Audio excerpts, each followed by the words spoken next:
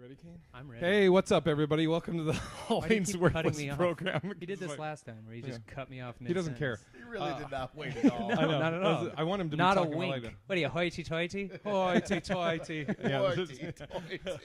welcome to the HollingsWorthless program. This will be for Wednesday, January 30th. Yes. I'm your host, Big Arse J. Hollingsworth, One of and them. as always, we have Cocaine. Oh, I thought we was going to go with Catorius. Like, Cotorius. Oh, that's pretty good, too. Yeah.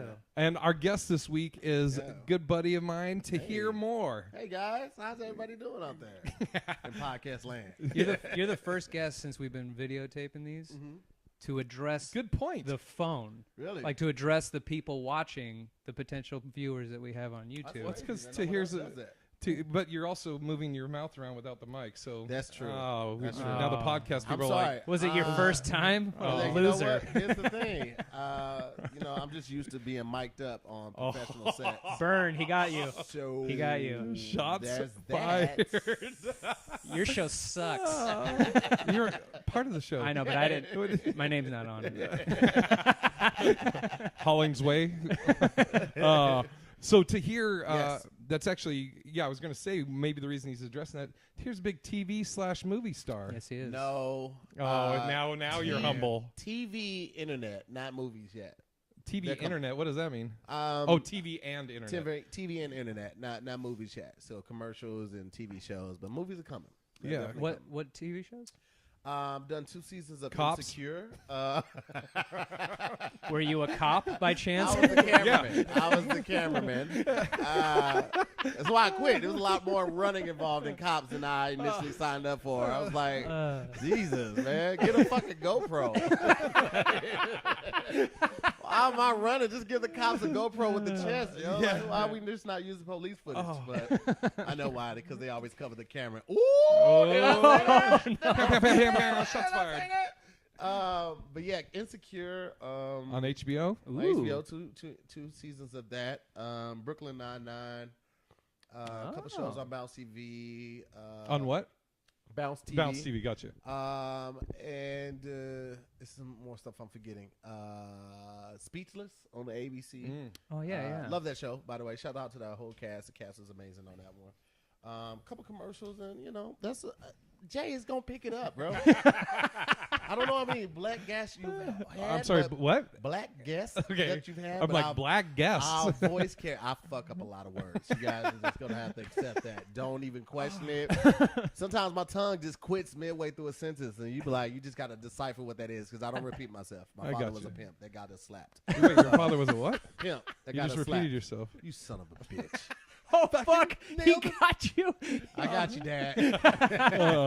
So, okay. Wait, can I? Before we start, Yes. can I address something? Yeah. Right before we started the show, I asked to use the bathroom. Oh, yeah. And then Jay revealed that you think that white people. Wait. First of all, don't just.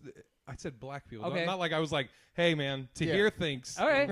Well, I'll speak for the culture. Go ahead. Right. Yeah. I'll take it. So black people think that white people don't wash their hands. Only in public. What? Why? I don't know, man. I don't know. Why I'm not don't you wash I your don't hands? listen. Here's the thing. I've seen it firsthand. Oh no! I have I've seen too. it I have firsthand, too. and not just at the urinal. I've seen it Oh, yeah. coming out of the stall and just beeline straight to Yes. the door, and I'm just like, that is not okay. I've said to the person, I'm like, you're just not going to wash your hands? Like, Yeah. a I stranger. said it on the plane. That's how bold I am. I'll wait, because I'll see. We'll be in the boarding area together. I'm not saying anything there. I'm going to wait till people are seated next to you so they know they made the bad decision sitting next to you and be like, this guy didn't wash his hands So, when we left out of the so don't let bathroom. him pass the drink to Yeah. you or the peanuts. Not at the urinal, at the stall. Oh, Do with that what you wait. dude, Okay. I don't like either of it. I don't like urinal, stall, wash your hand, and then the excuse always is, it's just my dick. Yeah. I don't know. Ugh. I don't know It's not if where you're your wiping. dick. It's just your ass. Yeah. ain't it? Do you know how close your dick is to your asshole? It's very Wash your hands. And I don't like that they think that white people like. Whoa. all What white do you mean people- they? Yeah, Don't do that. We Not have- in that segment yet. By the way, we have a segment that Why are it's you not. telling It's him? never planned. Why are you telling him? Because he'll get it. It's never Then why planned. are you telling him if he's gonna get it? Shut the fuck up. I would don't tell me that. I feel like I should know. I should just catch on. So let me be intuitive and catch on. Thank you. Okay. All Thank right. you. Um, Showmanship. It's here's the thing though. we But wait, all we got have to our get back to crosses what do you mean bear. they? We all have our crosses to bear with stereotypes for each race. Black people sometimes get the stereotype that we're late. Now, I am extremely prompt, and I pride myself on that. I broke a lot of laws getting here before 7:45 to make sure I met them here. Right. Okay. Oh, yeah. I do not allow tardiness in my household. My daughter won't do it. My old lady doesn't do it. I don't do it. It's just not going to be accepted at all. So The thing that bugs me is I spent most of my life making sure I wash my hands. Of black people. I'm done. I don't know what I'm doing here. why is he trying to make you such a racist? You'll see. That's the It's, segment. it's reverse racism. It really is. It's dude. But it's hatred of his own kind. Oh, because dude. There's no reason. Yeah. You know what it is? He's a purist white because he's Irish. So you're second class white. I am second class. You're American born? Yeah. Yeah. They wouldn't even like you in Paris. No, they don't like me in Paris. Parisians don't like anybody that's not from Is that what Paris. is Parisians? It's Parisians, yeah. They don't like anybody that's I'm well traveled.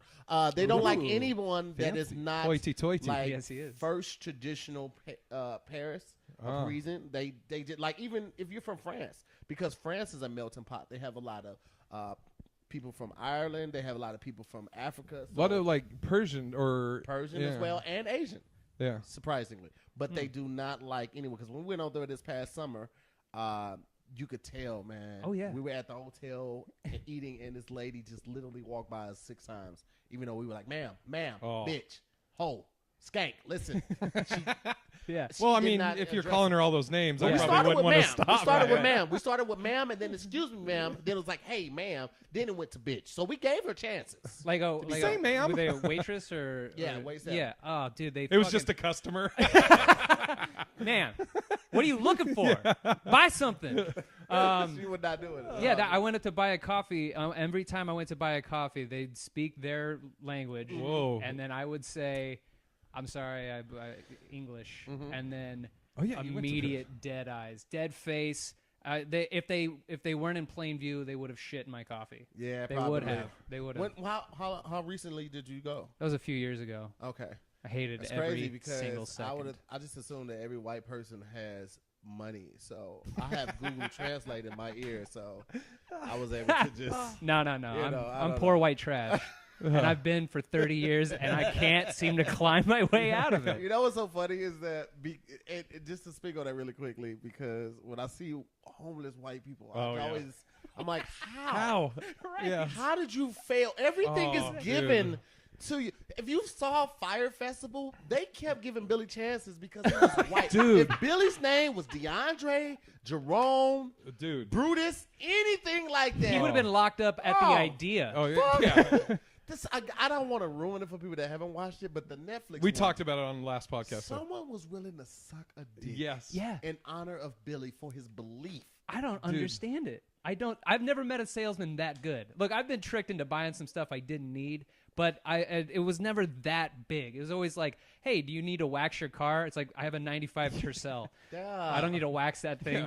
But I bought have it a anyway. 'Cause 42 that guy, dick. Yes. That guy would he'd touch me. He'd be Yeah. like, dude, you know what you need? This will really spruce it up. And The for some physical reason, touch sells it. all of a sudden I'm like, yeah, I would. He's got a Yeah. nice way of speaking. He makes me feel a little smarter and better Well, about sucking the dick, myself. though. Yeah, Sucking. then I blew him. And here's the thing.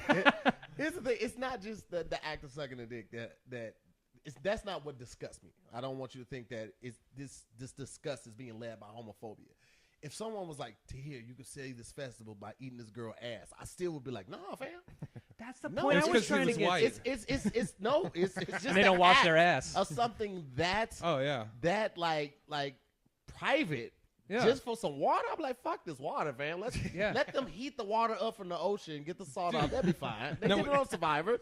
Now, when you were watching it, we talked about this on the last podcast. When I was watching it, the first time when he said that line, it almost, it was like it didn't register. Like it was like I thought it was like guys just talking shit. Like, you know, like, hey man, you're gonna have to do some stuff to get this water. You know, like Nah, you're I gonna knew have to. immediately. I knew immediately when he started talking, he was finna take a dick for the team. Dude, I had Right. to pause it and rewind. I was like, wait, he's like serious. And then watching the rest of it, I was like, what the fuck, dude? No, Yeah. he was dead ass about it. I think, and it's because Billy has we never see what Billy does. There's always this outside footage of him just kind of roaming around on the phone or drinking with Ja Rule or passed out in the sand. So he's never really doing anything. But the way they talk about Billy is that this guy is the greatest salesman, and he can make you believe in anything. And I'm like, I don't necessarily think that might be 100% the case. I also think that there's a lot of money and promise of fame that they're climbing toward. So it's not just Billy's salesmanship. Everyone had stars in their eyes thinking that this was going to be a hit. Well, I'm about to give you a layer, though, real quick. Have you seen them both? Yes, I've seen them both. Okay. Did you see Kenton? Yes, I did. That's crazy. Yeah. So I gave him a lot of shit for that on Sunday. Kenton's the guy we work with at Culture. Let's forget that happened, guys. Yeah, I didn't say it. You didn't hear. Yeah. But Sean, our buddy Sean, was telling me that, which I didn't know this, the Netflix one. You know who did that documentary? Yeah, the employees. The what's it called? The PR department that was in charge of Firefest. Yeah, absolutely. That's why the PR department in that movie doesn't take a lot of shit. But in the Hulu one, they get shit on. Yeah. Oh, I got to see the Hulu one. Yeah, I got to see it too. The Hulu one is good too. I thought they interview you a lot Billy of the more, same right? information, but they interview Billy on it, and you do get some different information on it. So definitely watch them both. Oh my, that makes that makes so much sense when they were like, yeah, if I made a commercial about a BMW and then you bought it and the engine failed, why would you sue me? I didn't build the car. And now all of a sudden it's like, why you focused on that? I didn't care about any of that. Yeah. The PR, and it was a lot of it was placed on the influencers. So like the reason that this thing hit as hard as it did is what they were saying is the influencers, So crazy. and then out of the clear blue sky, they're like, why sue me? I didn't do anything wrong. That's why I don't promote anything. These rappers be hitting me up in my inbox. Hey man, do you do promotions, man? I'll pay you. I'm like, nah, man. I'm not finna promote your music. Then it later comes out that you talking about putting a drug in a girl's drink, or like you done rape. Nah, I'm attacked. Nah, I'm good. The only thing I promote is food. I promoted some coffee most recently. That's what I promote. Stuff that I really do. I'm not doing that. You know what? What's the coffee? You want to give it a plug? Yeah, absolutely. Shout out to Black Brew Coffee, man. It is absolutely delicious. They sent me a T-shirt, the roast, and a mug, and I loved it, man. It was really good. I'm a coffee drinker, so shout out to Black Brew, man. And I'll give a shout out to Guinness. They don't sponsor this. I just love Guinness. You know what we should get? We should get Tell 'em or Do to sponsor us, because that is the best whiskey. I'm sorry, but the best whiskey ever. I'm going to make you a drink before you leave, because you need to try this. I'll whiskey. try it now. Okay. I want to get back to white stereotypes that Kane doesn't know about. Yeah. So I need to know this. Which, no one by ever the way, tells me. The whole white people don't wash their hands after going to the bathroom. Bugs Can me. I just tell you how happy I was when that black dude put the video out about the put your finger through? You know what I'm talking about, right? That was not nice. I didn't know. I was like, yes. That is it's something gonna take from jail, bro. For those that don't know, there was a video of a black guy. Kane has no idea. You pinch a little hole in a if you low on toilet tissue, pinch a hole in some toilet tissue, and when you wipe your ass, you use with that your finger to get through the paper's not there anymore. All in there, and then that little piece that you pinched off, you use that to get underneath your fingernail, and then you take the part here and then just wipe it off.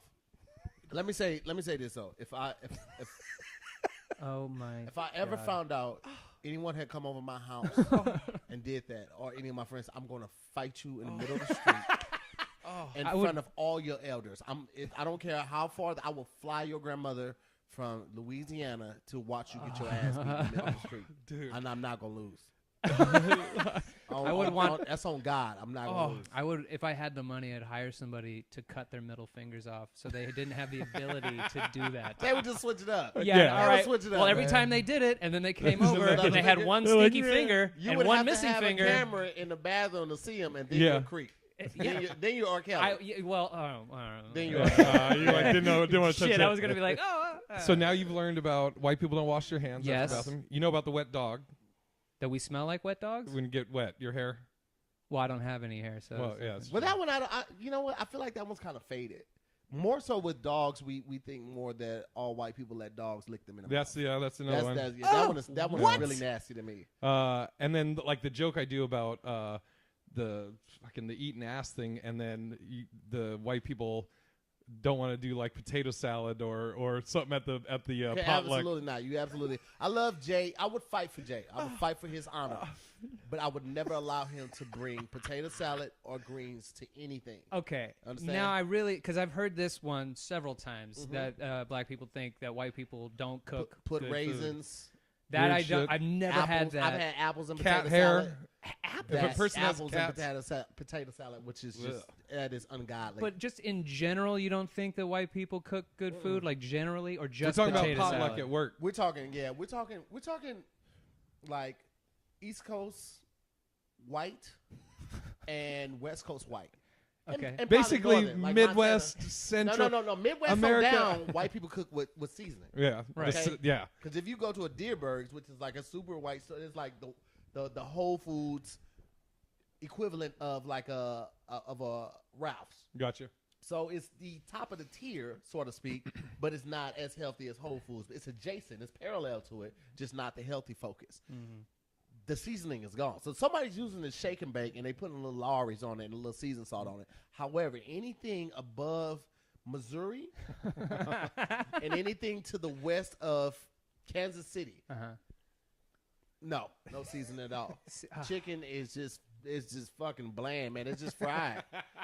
And here's the thing, I'm gonna tell you this too. You gotta clean that chicken off. You can't just take that chicken out the pack and throw it in some flour and throw it. You gotta Wait, clean what? that shit. You gotta wash that chicken. I just learned that. I didn't know that you had to wash chicken. So Wash sorry. that I'm chicken so off. sorry to hear. Wash that chicken But off. my dad was a phenomenal cook. Phenomenal. But what are you basing this on? My childhood, all the Yeah, food he made. and exactly. I know, but Oh, but I love it. he Take that was- posture to here. but Turn into him. Turn everybody into in him. His job. Every single person. I feel like I'm being Every single interrogated. white person at the job. Not every single white person. Lean into it. There Lean was like into it. 4 black guys that worked there, and People were hungry. I don't know. Oh, if you they- counted them? You Yeah. knew the amount? I went in Look and at I that. said Wow. that one, that. And then he was like Hey, this. You'll be my Tyrone, one. Thomas." You'll be my one friend. Now I can say it. Yeah. Yeah. And then Now I can say- whenever I'm in an argument, I can go, whoa, whoa, whoa. My dad has a coworker, and that's my one black friend. But your they dad, all he was a good loved cook? when they requested his food, and then people would come to our house when they knew Marty was cooking, Right. and so he Marty. So I didn't know because everyone in my camp, and it wasn't just white people, Right. would say Marty is a great cook, and therefore I just encompassed white as well. And then I'm finding out through the comedy game that all Absolutely black not. people think that we don't Yeah. know how to use salt. We've never even heard of it. Yeah, that far northwest in Seattle. No, your dad did not cook well. Without even fucked. tasting it, I'm just saying no. I'm bringing Here's you the thing. food. I want you to. He won't eat it, though. I'll eat it right in front of him, but I'm gonna give him my honest opinion. Oh. Here's the God thing. damn it. Here's the thing. You are basing that on a siloed An echo experiment. chamber of Yeah, taste. you had nothing to compare against. You didn't compare from anybody that cooked. Did you that's you from ever the go eat over at Midwest. Tyrone's? I know. I had Delano. Was a black friend of mine in school, and I went and ate at his house. Delano's not a black name, so he was mixed with something. He was like black and But Italian. he was like dark skin black. Whoa, dude. I don't mean anything. That doesn't mean It anything. doesn't mean anything because there are black French people, and I don't eat that shit either. But that doesn't make him white. Did you eat when you were over there? And would you go Paris or France? I went to France. Okay. Yeah. So you went to France. Wait, did you isn't Paris in France? You said you go Yeah, to Paris Paris or France? Yeah, I went to the city of Oh, yeah, Paris. yeah, yeah. The Okay, city so of Paris. London. Yeah, I mean, I'm in London or Paris. I went to both. I went to London and Paris. London had Thank you for that. Dude, Thank you for I that. was questioning how Right. dumb I was. I was like, isn't Paris in Right, France? right. Because the I way said it you with said confidence. yes, You gotta exactly. say it with confidence. You're like, were you in Paris or France? And I'm like, Does I'm he like, mean- do I say something or Does he am I mean Las fucking dumb? Vegas? Yeah. What's he talking about? The, London's food was the, shit. The fish and chips. Every order of fish and chips, no matter where I got it from, was not seasoned. Yeah, and completely bland. Absolutely I right. mean, You're Irish right. food is And very I bland. just equated that with because they're white. Yeah. Okay. They don't know. But if you thought that was bland too, then maybe your dad does use a little scent. But if you're like, oh, this is great, I'm like, that I mean, just confirms you know, it's the so notion. funny. I was just gonna say Irish food is very bland, and then the next thing I was gonna say, but I love it. Like But here's the- potatoes. yeah. fucking But here's meat. the thing, though. It's crazy because their food is so bland, but their beer and their whiskey is so flavorful. It's full. It's bursting. But maybe it's just the hops, and maybe it's the process of brewing whiskey that creates a flavor. But The food water is major. Like if you could eat food in Louisiana, Yes. if you eat Creole food, if you eat anything on the Upper East Side of New York, like all of those ethnicities, they put Indian food. Like there's nothing more flavorful. He's Native American. Well, I was talking Not- like traditional Indian. Yeah, not not Jesus American Christ, Indian, man. you racist. God, Why would you? What do you mean Jesus. there? You're too big What to are be you- racist. Yeah, you can't because be. it's not fair to fight Yeah, you. what are we gonna do? And he knows I love karate. it. I just love in the middle of it. You got the and you were like, dude, I you got got it. And then the you just go, Jesus, man. No, wait a And, minute. and what I love too is that this is off the heels of you going, did you go to Paris or France? Yes. And then you turn around and go, you fucking idiot. When I know it, I know it. Yeah. When I'm mistaken, I own up to it. But See, and when I know it, I know it. I just got back from Austin, Texas. And a lot of barbecue. Holy Oh, I saw some of the pictures. shit. White people in Texas can Fatty cook. brisket. Yes. Oh, We went to Franklin's Barbecue. It's like the most famous barbecue joint. We had to wait in line for 4 hours. Jesus. What? You did it? Yeah. I would have paid a crackhead. yeah. Oh my god, it was I absolutely would have paid a crackhead. dude. It was when the guy front. He like, we were like, yeah, can we get quarter pound of fatty brisket, quarter pound of lean brisket, and then some sausage links. Guy pulls out a full thing, and he unwraps it with this, and then it just leaks. My mouth's watering just thinking about dude. it. Leaks out the juices, and then he slapped it. It was the most sexual thing I've ever seen in my whole life. He slaps it, then he taps the knife before he enters it, and it just like butter. Oh. And That's like what what's the guy's name that was on House of Cards Kevin Spacey. when he used to do the Oh, yeah. Yeah. on the table before he did that with the knife? That sounds delicious though. it was dude, so it- I will good. say this though. Good potato salad too. Outside of the fact that people from Texas, even white people, can cook their ass off. Yeah. Right. I had on this past tour some barbecue from a competitor, a barbecue competitor guy, one of Kev's friend, and it was so good. I would never barbecue again. Oh, like that. Like you- I have a $400 grill on my patio right now. All right. I have not barbecued since I've had that barbecue because I will never do You it. can't- justice. you can't attain it. You hung Yeah. your jersey on the rafters. Oh You've my retired. God, it was over, and I barbecue nice. I'm not gonna lie to you. I'll marinate some meat for a half a day, for a full day. He marinated his meat for 2 full days, and then he put it in a smoker that he built. So he slow smoked it, and every 2 to 3 hours he had to go out and add more wood to it and turn it over. So it's a process. It takes a day to cook. I don't have that time. I'm so hungry for right that. now. Let me. But when I tell you, it was the best barbecue. You know what it tastes like? It tastes like rich. Like when you first get that check that's like $1 million, that feeling in your heart when you know things are gonna be okay. Imagine that on your tongue. Your tongue Hold is on, like hold on for a second. life is amazing. Have you got a fucking check for $1 million? I have not. was The like, biggest dude, if you- check I got was like $100,000, but Wait, that hold on. Okay, I don't know if I can talk to you. was anymore. just the biggest. right Wait, there. wait. Dude, that's like, okay, so we're, you know this, Kev and I are doing the show Aska, and we had on Aska YouTube star, and I don't think I've told you this, Kane. He was telling us the story about how, you know, he was, it was Tim Delgado. Tim Delgado. Yeah, and he was talking about how he used to do videos, and then like he got bought, or like his, I don't know if it was channel or show got bought by Makers. And Makers, when he was signing with Makers, he says this all in the interview, so I'm not revealing anything. But when he was signing with Makers, he was like, "Yeah, do I get like a signing bonus or something?" And they were like, "No, we don't really have that, but we'll give you some stock." And at the time, he was kind of like, "Yeah, I wish I could get a signing bonus, but all right." So just signed it, didn't think anything of it. 2 years later, Disney buys Makers. Oh my goodness. So his guys that he's working with are like, "Yeah, man, I think something's going to happen. Wakes up, and a direct deposit check of $600,000 goes into his account. It's a beautiful thing. Okay, and you're doing the same. Okay, What is it? wait, hold on. Shut the fuck up. Hold on. You're my guest, but shut the fuck up. All right. What do you? Because you just did what they did when we're doing this interview. Kev and Tim just go 600,000, and then they start talking. I'm like, fucking wait, Kane. You know what I'm talking? Yes. And you just were like, I don't. How the fuck? Here's the thing. No, Because I don't want to know what the Yeah, thing I know. is. Yeah, I know. I promise you, and this is gonna help you because you guys are destined for money too. The first time you get money, you're gonna fuck it off. I blew through $30,000 in less than 6 months, probably less than 3 months.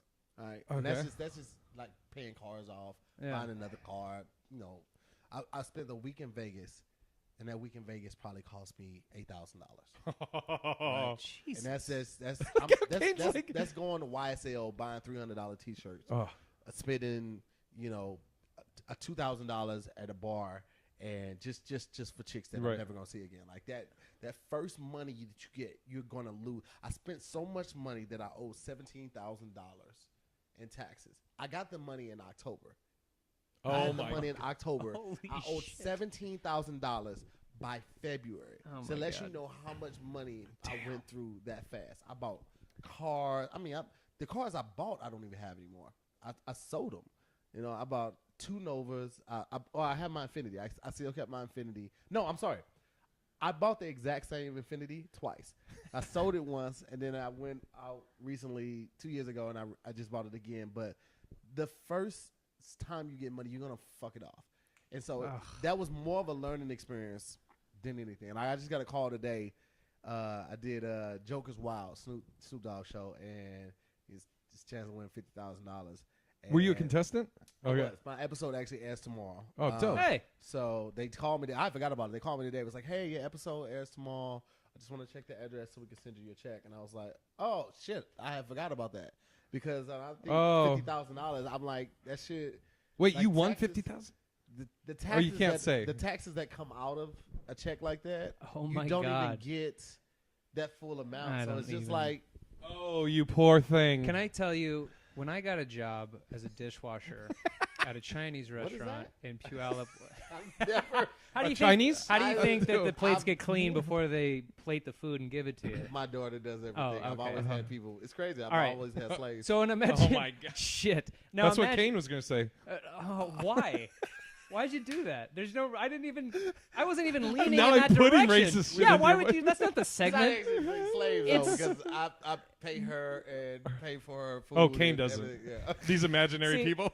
This is not how the segment works. It's something I said that you misinterpret as racist, not, hey, Kane just imaginarily said something racist. That's not the segment. Oh, it's funner that way. I All don't know why right. you stay here. Oh, I God, don't know. dude. I get abused.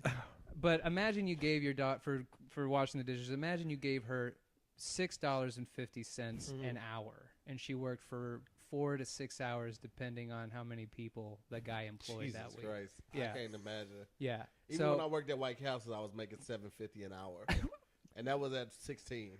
when I got that check for $400, it was the greatest $400. It was life changing. I couldn't believe it. I was 16. I was driving a 69 Ford F100 pickup. That's pretty cool. It was pretty dope. Yeah.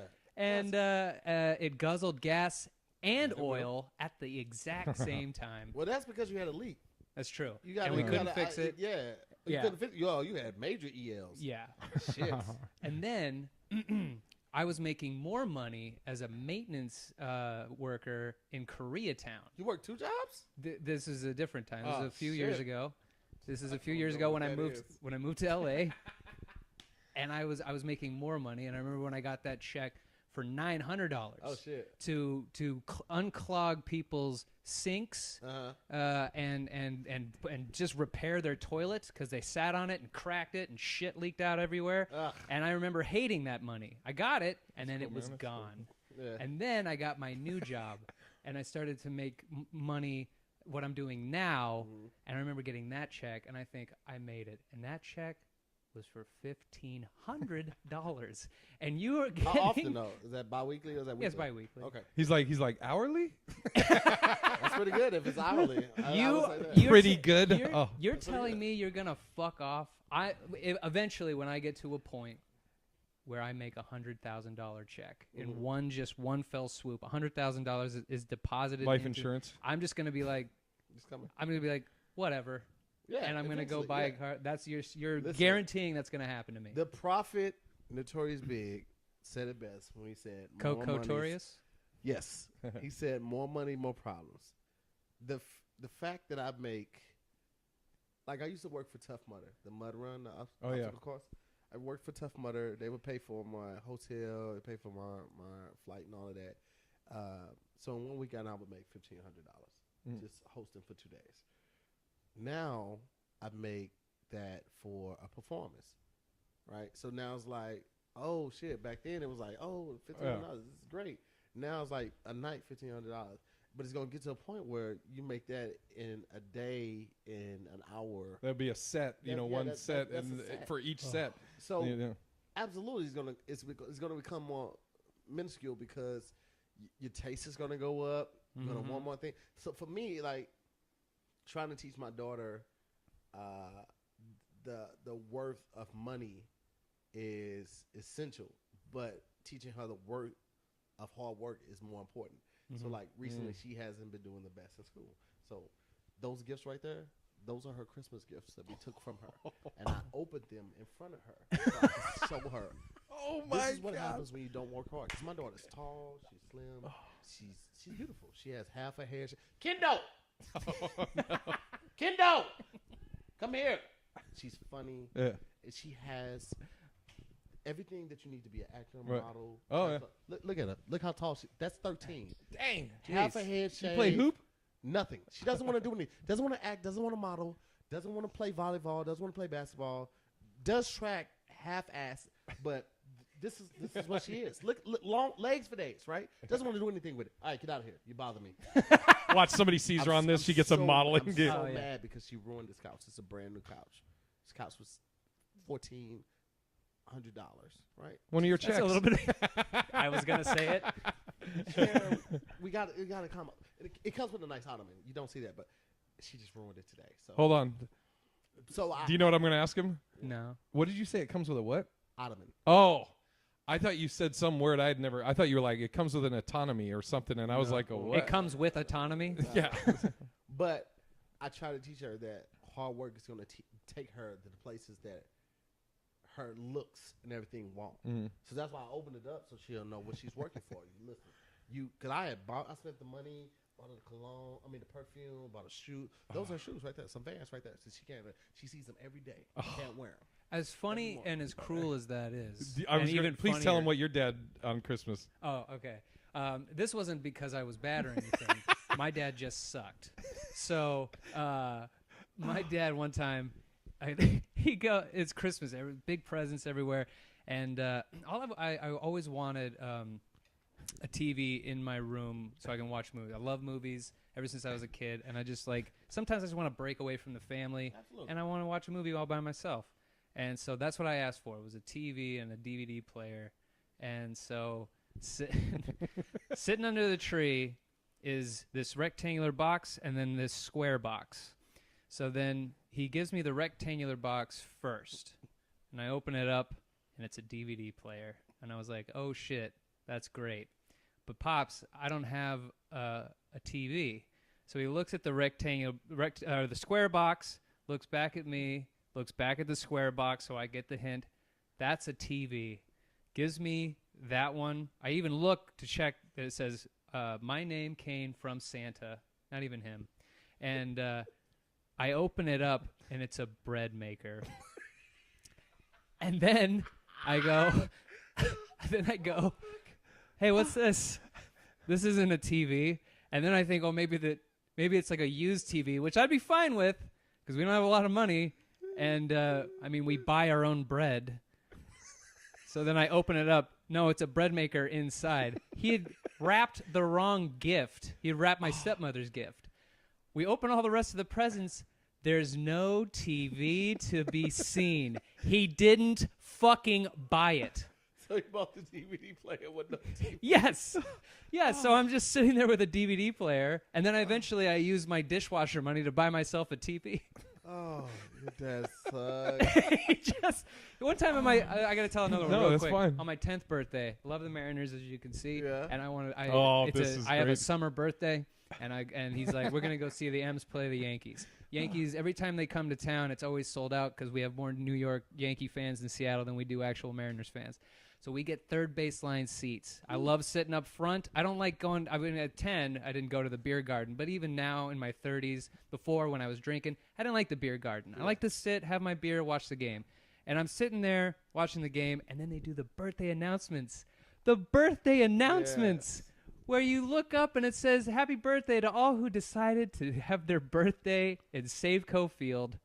And my uncle goes, hey, Kane, check it out.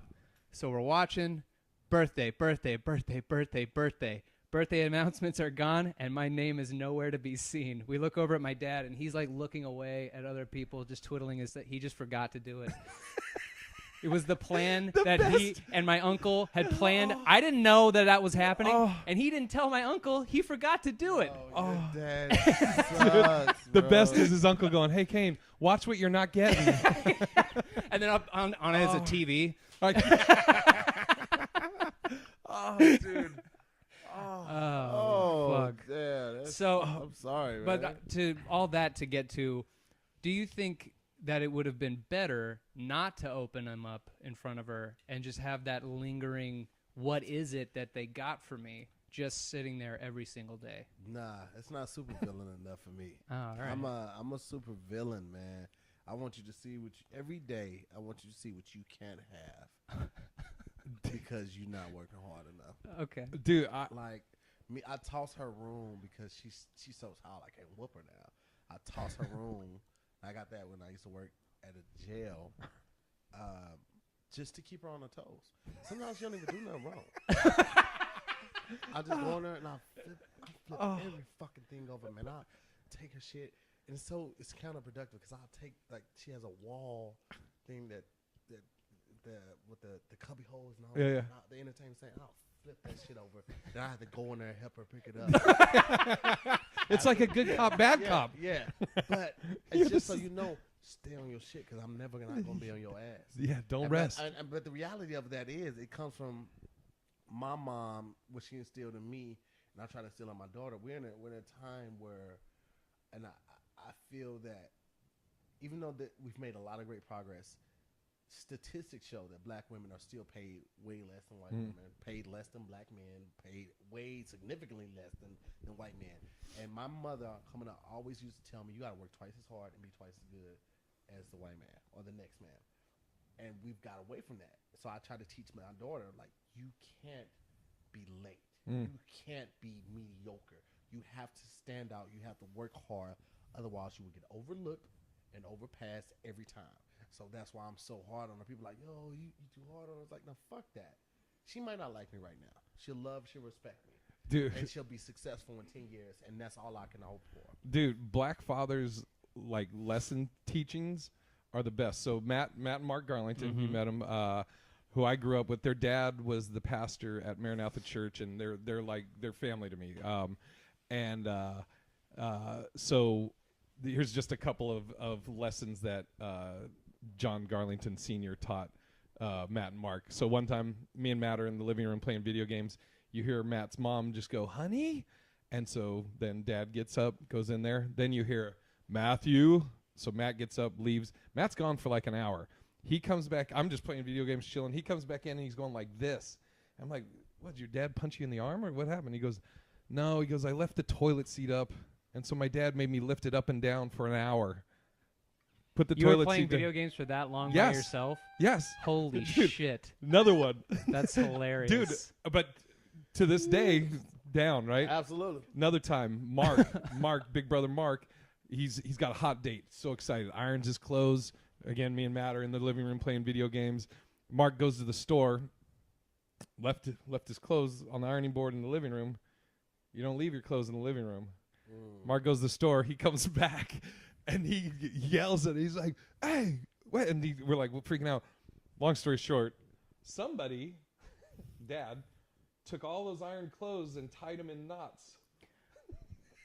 Oh, my God. That's Can't- amazing. Don't leave your clothes in the living room. Yes. And then another one. One time, I think it was Mark. Left his shoes in the living room. Oh, it's so funny. You can't leave your shoes in the living No. room. And so he's looking around for shoes. Jay, Matt, you see my shoes? No. He goes, Dad, you see my shoes? He goes, oh, I don't know. Look around the house. And then so he's looking. He's like, Dad, I can't find my shoes. He goes, no. I said, look around the house. So he goes outside. His dad chucked his shoes on the roof. Yes. I love this man. My daughter used to leave her shoes at the table. All the time. I hate it. She'd come home and she would take her shoes off and eat a snack after school, leave them there, and then she would do the dishes. And I tell her all the time, I was like, you break way too many dishes to be walking around barefoot.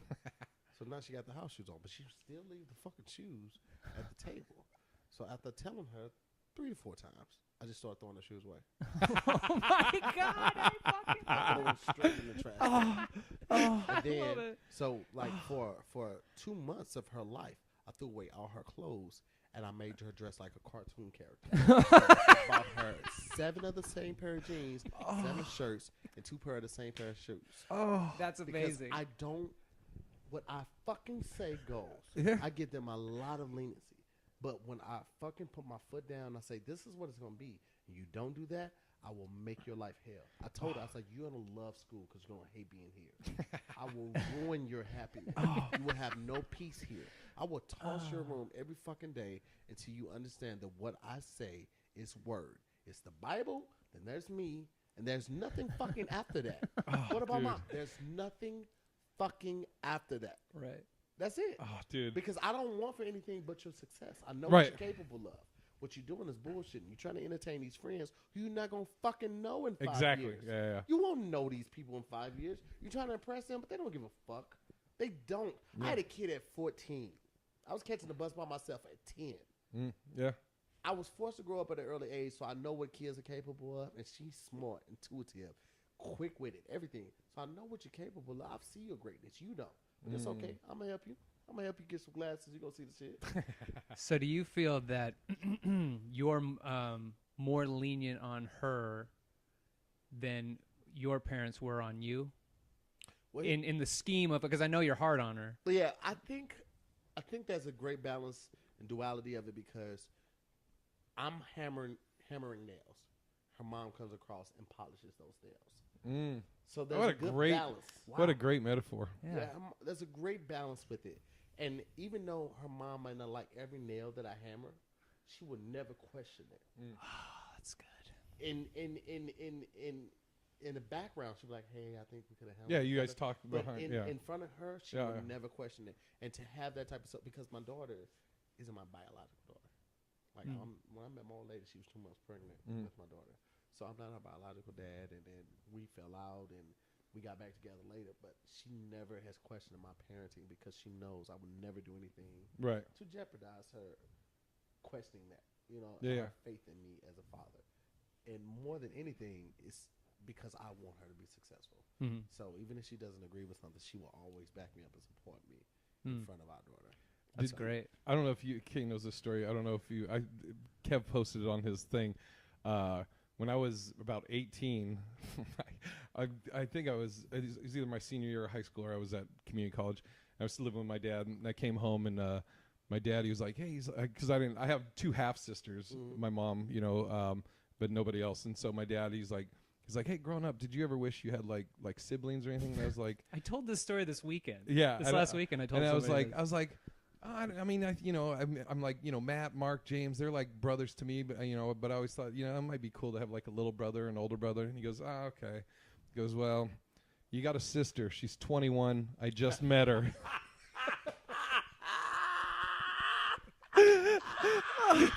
Oh, dude. I love that story. Oh my God. Who asked you this, Just Dad? Yeah. Say what? Who asked you this? Was this your dad that asked you? Yeah, Jimmy. Wait, who Who asked? you? Oh, yeah, my dad. Yeah. And that's just how he said it. He's like, well, you got a sister. She's 21. I just met her. Oh. And I was like, what? He goes, yeah, apparently some girl I hooked up with. Apparently, nut works. Yeah. Yeah. He goes, we Didn't hooked pull out up quick and enough. she never fuck, is that told me, great. and this girl called me and just goes, hey, I don't want anything, but I think I'm your daughter and I'd just like to meet you, and sure, I'll meet you. And yeah, that's how Pops, my dad's a fool. Kudos to your dad for not having to do child support because shit. Yeah. Imagine if he had found out at like 16 and dude. had to do all that back pay Dude. for 16 previous years. Oh, my God, that's right. It Oh. was yeesh. Damn, we're all right. I just was like, holy, this is flying. But I want to get to you. Cool. Like this has been flowing great. Man, it's been wonderful, man. You guys are great. I'm absolutely having a ball. My favorite episode so far in our early days of the podcast. Yeah, there you go. So Tahir and I met at All Def Digital, right? Was that where we first met? I don't know. Was it that? I feel like we seen each. I feel like we met at the Union before then, but maybe not. Maybe. I don't know. I honestly can't pinpoint it, but immediately I knew he was a cool guy. Jason? I wasn't so sure. Yeah. No. I look shifty. I have a checkered past. So it's not. Now you're from St. Louis? Absolutely. East St. Louis, by way of St. Louis. I went to school in St. Louis. East St. Louis and St. Louis are right across from each other. They're only separated by the Mississippi One's River. east? One is in Illinois. And the other one's in Illinois. Yeah, East St. Louis is in Illinois. Okay, all right. And he loves it. And did you start stand-up in East St. Louis or here? I started in St. Louis, but I didn't take it seriously. Right. The first time I think I got on stage was at 18 at a Funny Bone. Did an open mic. But in St. Louis, I wasn't taking it seriously, man. I wasn't writing. I wasn't going up regularly. I would just sometimes decide, hey, man, I want to perform, and I would reach out to a promoter.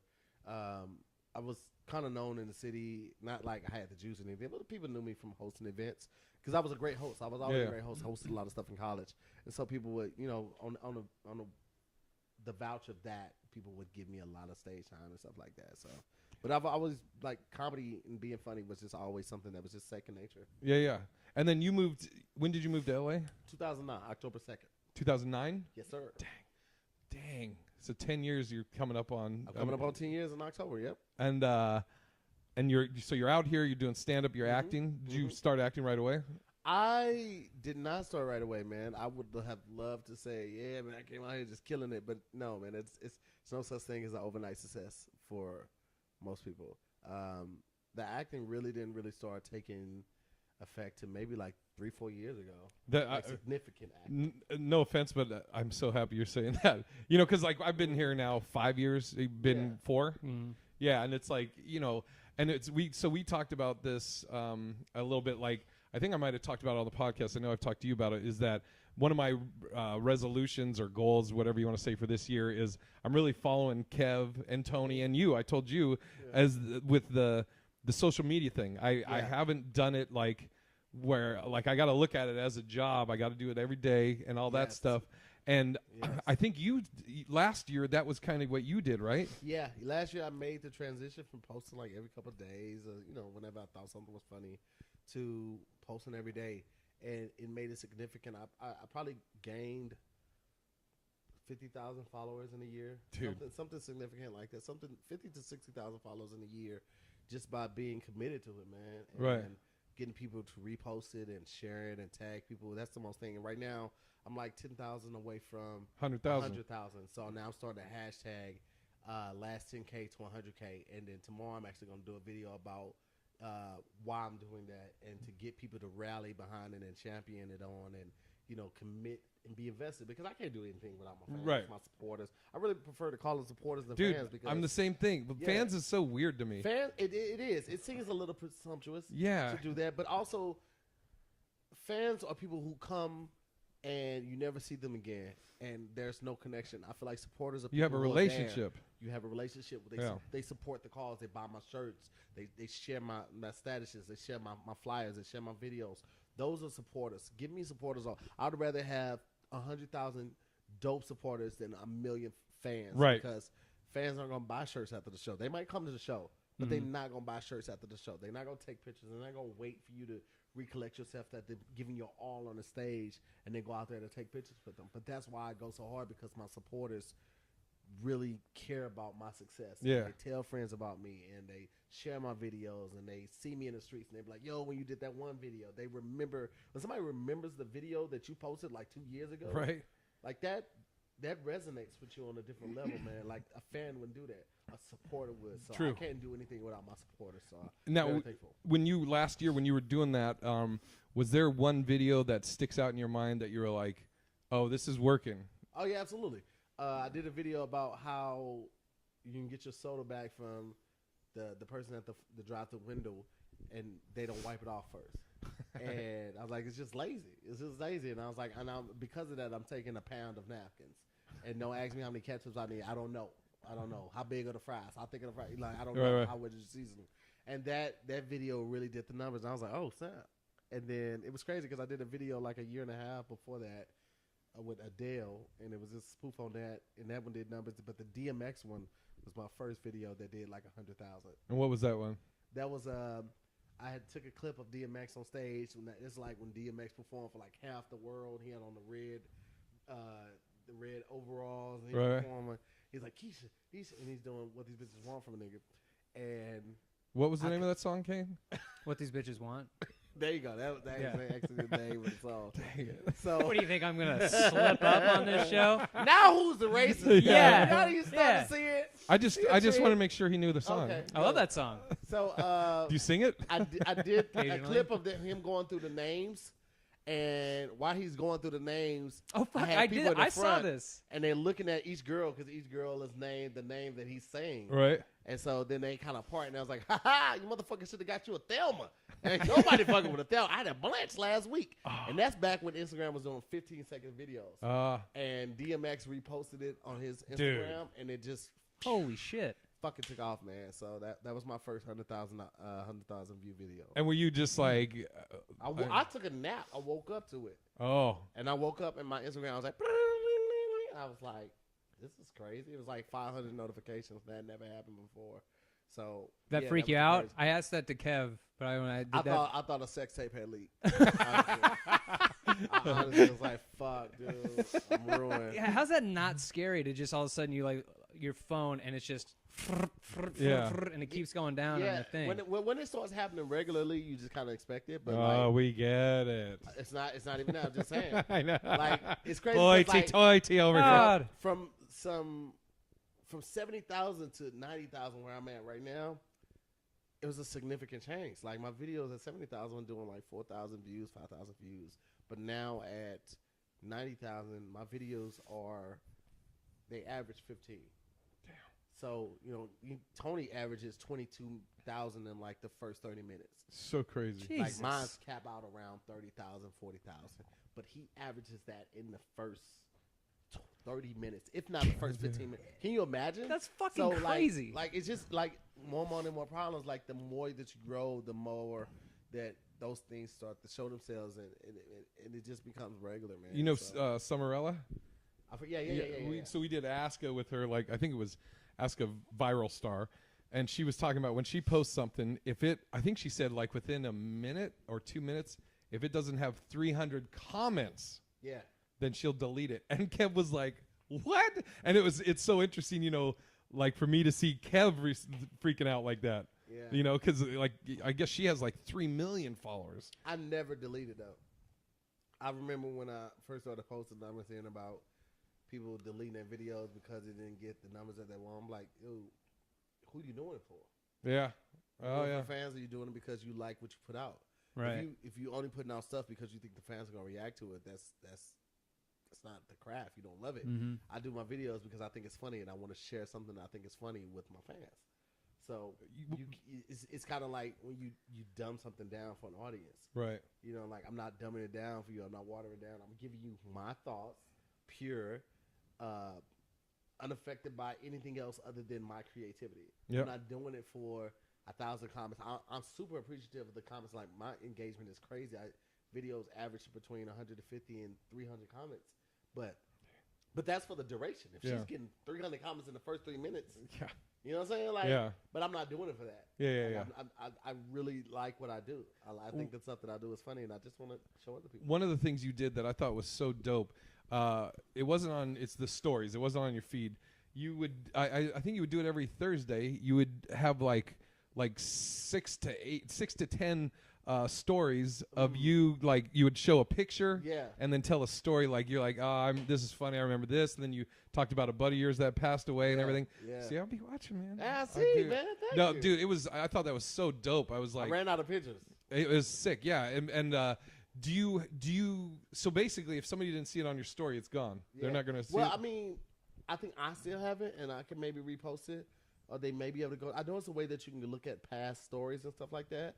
But yeah, it was just something, just trying to test the water, see what out there. I was doing Throwback Thursdays, and then I would do a Monday a Music Monday, just introduce people to new music because I feel like the arts, whether it's music, instrumental, or vocal, whether it's painting, whether it's poetry, whatever it is, like as a comic, us getting up there and riffing, right? Not doing anything that we know works, but us just getting up there riffing, maybe on an audience member or something that just happened. It's the same as somebody that's on a saxophone that just starts scatting or just running through the notes, and that's the same as somebody that's singing who starts scatting and just like all of that. It's no different from that. Like, and art should be appreciated in that same vein, that same level. Like, everybody's bringing something so dope to the arena. I don't mind sharing my platform with somebody who I feel like my fans would resonate with. Yeah, absolutely. So I don't do it for the money. Right. So like if I'm doing it on a music tip, it's just because this resonated with me and I want to show it to you guys. Because if you like what I like, then you'll like this. Yeah. So that's why I do it. That's so yeah, dude. That was so dope. I was like, it was enthralling. Like I watched every one of them thoroughly. It was really dope, dude. You should. I mean, even if you like take all of them and put it into a YouTube clip and put it up, that would be pretty dope. It was so cool, man. And it's also you get to a lot. I learned more about you. That's another thing. Like because we all come from different walks of life, and I never want sympathy for the things I've been through. I just think that sometimes people need to know that they're bigger than their situation. Yeah. They're bigger than where they come from. They're bigger than the background. They're bigger than the family. They're bigger than the expectations that society or their family possibly has put on them. And, I've come from being shot, having a kid at 14, having a best friend died in their house, moving out at 14. I come from the streets. I come from gangbanging. I sold weed for a little bit. It was horrible, and I would never sell drugs again. It's one of the most scariest things in my life. But I come from all that until where I'm at right now, and nobody would have thought it. Yeah. And Kane worked at a mattress shop. I mean, and he did plumbing and dishwashing. So I mean, yeah, I had a hard life too. My dad wouldn't season food. Yeah.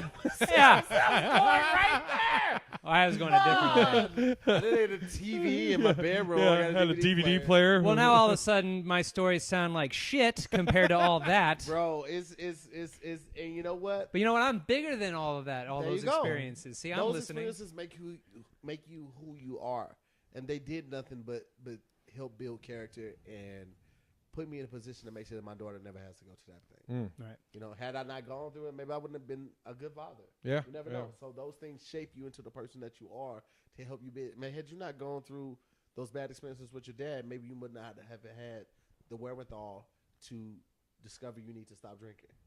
Oh, yeah. Oh, because yeah. I don't know the story behind that. Sure, and sure. I can't really speak on it, but something had to resonate in you. Something had to be shaken in you to say, this is ruining my life. This could jeopardize my future. I need to stop this. And I commend you tremendously because I know that's not an easy feat to do. So the fact that you've done that. Kane's like, here's my favorite guest we've ever had. I applaud you because, I mean, we know Doughboy. Yeah. Doughboy has struggled with sobriety, and he just hit a year.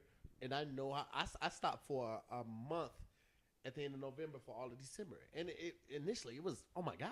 It's shaky. You don't realize how much of your life is ingrained in, like, hanging out with comics, hanging out with friends. I mean, you just catching up. You have it's so embedded in the nightlife that it becomes a part of your life. It almost is routine as brushing your teeth. Yes. So the fact that you were able to cut that off and be consistent with it over a year, over a month, let alone a year, and you're still here today, chasing your dream, doing a podcast, being on time, being punctual, is commendable, brother. So I salute you and I thank you very much. Applaud you in your efforts, brother. I appreciate that. Thank you very much. Yeah, and it's actually kind of interesting how I've been talking about it on stage, like not drinking anymore and all that. Like I'll catch shit from strangers who like, and then you drinking the old duels, pussy? Yeah. I'll get that shit all the time. And then I'll walk off stage, and even though like I'll get booed by some audiences, like if I'm doing if I'm doing clubs in like the Midwest or if I'm back home, that's about right. I'm like, I stopped drinking 2 years ago, and they'll just a whole crowd of people boo, and they'll like me, from the start, and I get to that moment, and they'll still boo me. So I know it's not boo out of they don't like me, but whatever. That's the equivalent of a black comic doing a gay joke. Yeah. We'll have the crowd the whole time. We do a gay joke, we'll lose the crowd.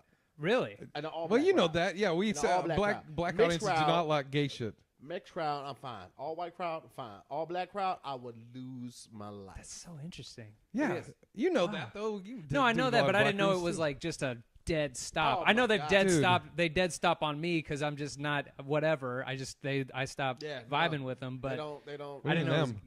It was, them. But Motherfucker. that's a whole nother See, and that's conversation. how you That do would, This podcast would go 3 Oh, hours yeah. if we got on why that happens. But it's really dealing with masculinity. oh Which yeah. also has been stripped from way back when. Mm-hmm. So when you still dealing with masculinity problems, it has an effect on the current time. Sure. And that just also goes with like the fact that how we're brought up. Women are brought up to be nurturers and caretakers and take care of the baby doll. Don't let nothing happen. A man, especially in urban communities, they're brought up when they fall. Get up, you're a big boy. Yeah. Don't cry. So we're not taught to express those emotions and be open-minded to other ideas Dude. and other lifestyles because we're brought up that way. So when you're a kid and you're taught that all your life, when you get an adult, when you're mad, you can't cry, you can't express yourself. You just have to fight it out. Yeah. Right? But that's the problem. That is literally it starts that young that we're not taught that, and that's why I think a lot of people are so close-minded to the idea. You know how many gay choir Oh yeah. directors that are in church that just want to go to Six Flags with their boyfriend, but they can't. Six what? Six Flags with their Oh, boyfriend. No, you Jesus. didn't. I didn't hear No, you. you I You're just, so fast and so good. Wow. man. Holy You're so- shit. I'm not gonna ruin my career. And out of all the parks you had to pick, it was Six Flags. Well, that's nationwide. Yeah, but you couldn't, Disneyland you is couldn't have a- said Disney World That's or in 2 cities. Oh, you that's couldn't so have said, funny. Hey, that's in 2 I cities. know, I'm right there with I you. just Six let- Flags is I nationwide. just wanted to know make sure I heard exactly, you right. I know exactly what you're saying, but to get on this whole span of masculinity and what they want, and the one thing they want, the gay choir leaders, is to go to he just Six wanna Flags, wear a and you said the wrong. I possible said Six Flags. I know what you. did. I know that, but you Yeah. picked the wrong part No, for this no. motherfucker. That's him. Because that's Yeah. all he's You're gonna right, do. you're right, you're right. He would Yeah. take the outfit to hear it's If- like if- that's him. If we were on my show, if we was just you and me, that would have just flown right past me. But this motherfucker, he's got to nitpick all of That's it. But you know what? That keeps it great because the fans are like, oh, this guy's on the soapbox. You say that. Yeah. And it immediately They're back. just like They're it back. negates everything you Yeah, just said. It does. It does. All of a it sudden does. you're just They now know. you're a They homophobe know. all of a sudden. I get hit on all the time. It's okay. I'm light skinned with a fat ass. It just happens. Oh shit, you single? that's right. No. Fuck. is that So, funny. oh god, that was That's why so I can't great. go to jail, fam. That's why I can't, bro. I'm too handsome. When you okay, I wanted to get back to so you're out here, moved out here 10 years ago. You said the acting stuff really started hitting off about 3 or 4 years ago. You mentioned the shows at the beginning of it, and then and your stand up like so. I mean, I think we've talked about Kev and Tony on this. So you're part of the Comedians of Social Media, Real comedians on social media. and last year you for how many months were you out on the road? Ooh, better part of 6 or 7. And sold out every show. 48 out of 56. Sold out every show. Yeah, because that's the every ones show. that didn't, it's still. I mean, but a sellout. To be fair, a sellout is 80% or better. So, but still, yes. For the first year, that was amazing. dude, and you're about to start the second year. You got 86 dates thus far. Yeah. Have you prepared differently for this second go around? Like things you didn't think to bring or do before on the first tour? I think the preparation is 90% the same. Bring your A game, have merch, be ready for anything. That's pretty much the same. But on the professional side, polishing, knowing what jokes to do, knowing how to adjust for a certain crowd, which is stuff I already had before, but because this was a new arena and doing it all clean, you know. Yeah, that's what I wanted to ask you about. So for those that don't know, a lot of churches, right? Yeah. And it's not just clean; it's like pristine clean. Well, it's not pristine clean. Well, I would well, say that. Kev. The reason I say that is last night.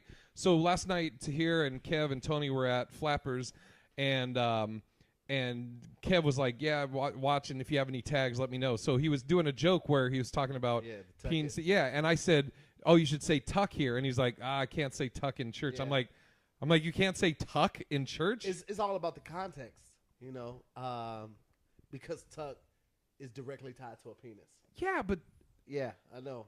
I know, but you know what? So to me, I'm like, that's pristine clean. Well, because there's no just- sexual like- part. It's not like tuck associated with sex. He's talking about peeing, and I was like, you should say tuck. for me, everything sexual was always the low hanging fruit.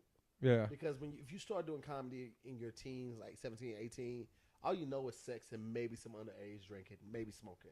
So for me, that's like always the lowest of hanging fruits. Even though the joke out of context may seem sexual, in context it's not sexual. Right. About peeing sitting down.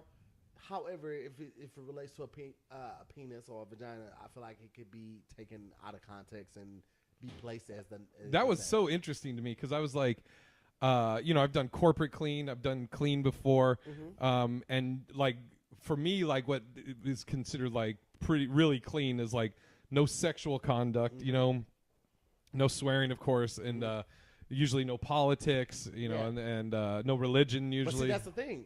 In Christian clean, you can talk about politics. You can talk about how Trump is, running the country, and people will agree with you, especially if you mention Obama. Like that's that's a win, depending on your audience, obviously. Especially which church you're in. Yeah. But politics is in the church. However, corporate, you stay away from politics, but you can get away with some other things, maybe sexually. Yeah. Like, I see you guys in here. Oh, what's your name, sweetie? Yeah, I bet a couple guys have smelled your seat.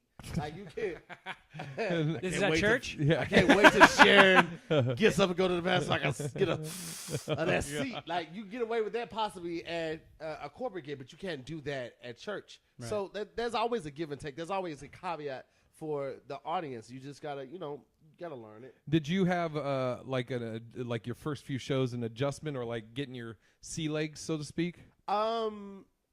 No, because I started probably in the church. Okay, but it was always that fear of like in the back of my mind, like don't cuss. Don't yeah, cuss, yeah, don't oh cuss. yeah. But like I don't know, man. Like you just adjust, man. Like if you first start acting, you're like don't look at the camera, don't look at the camera, And even when I'm sure when you're a seasoned actor, you still have to drop in, remind yourself, don't look at the camera, don't look at the people, don't look at the AD, don't look at the cam ops, anything like that. You still have to. It's just part of a checklist. Yeah. It becomes less of a worry and more of a checklist. So I've dropped in, I got myself off center, don't look at the cameraman. Like it just becomes part of that. So this year's just it becomes less of a fear and more of one of the notches on the checklist. And you're probably going to be a lot more free. Because you don't have like again, and you can correct me if I'm wrong, because I would be thinking like that the first year or the first few shows, again in the back of your head, don't swear, right. and like there's certain jokes that you may be thinking like something happens that you can riff off, and your first reaction might be like, oh, I could go here with it, but then you like, oh wait, I'm in a church, I can't, even if it's not dirty, but I shouldn't be talking about that. So you're like, so I would think you're like you're editing on the fly a lot more. I'm editing the first 6 to 10 shows on my material. Gotcha. Those first shows, and I always apologize to them in my heart and my mind because that set's going to be completely different by the end of the tour. It's going to be way more polished. Oh yeah. It's going to be way more neat, and it sucks that they sometimes get the beginning of that, but they're seeing it in its rawest form, which I feel like it's its purest form. Did you have any slip-ups? I didn't have any slip-ups. Oh, that's good. But when I'm doing these shows, I do take my time more. Whereas when I'm hosting or I'm doing a traditional show, I can just be a lot more free. With these, I'm a lot more precise, a lot more pristine, and intentional with my wording. Right. Where I can be carefree and just off the handle at shows that I'm hosting on my regular. Which you do every Wednesday at the Comedy Union. This is true. Ooh. Isn't that, am I good with that's that? really good. I'm going to have to come. What night is it? Oh, it's Wednesday night, which is 8:30. the day that this is coming out. What? What are the It's odds $5 of Wednesday, $5 drinks, $5 food. No shit. Yeah, man. And who was on your show last week, the drop-in? Wanda Sykes just happened to come What? through. Yeah, man. People, the word's getting out. It's a great show. It's a great time. Jay, should we go? Well, Support? I actually can go tomorrow. You want to go? Let's go tomorrow. All right, Hey, we're pull gonna up like coming. riches. Pull them on up. So it's but it's a beautiful thing to be on this. I'm very appreciative of what Kev has bestowed upon me, this opportunity to grow my fan base and also just get my name out there a little bit more and build up my confidence, man. Touring builds your confidence. Yeah. And in this climate and in this field, you need as many things as you can, as many people as you can that do that. Yeah. Because you got a lot of things working against you. Not getting paid, not getting paid significantly. Being white. I mean, the world's your oyster. But you do have to, be conscientious of surroundings, be conscientious of who you are. I'm still trying to break through the wall at the Laugh Factory and the Comedy Store.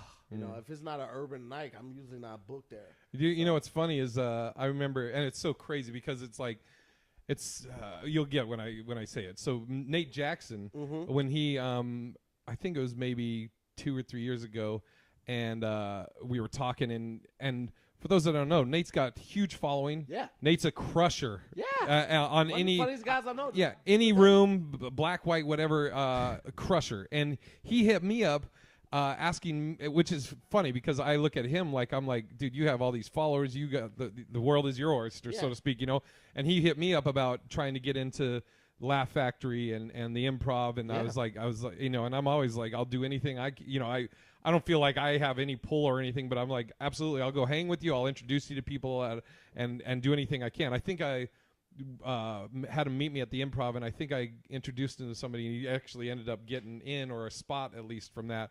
But it's just, it's so crazy. And like you were saying about Kev, it's the good thing about Kev is he's such a good person. Yeah.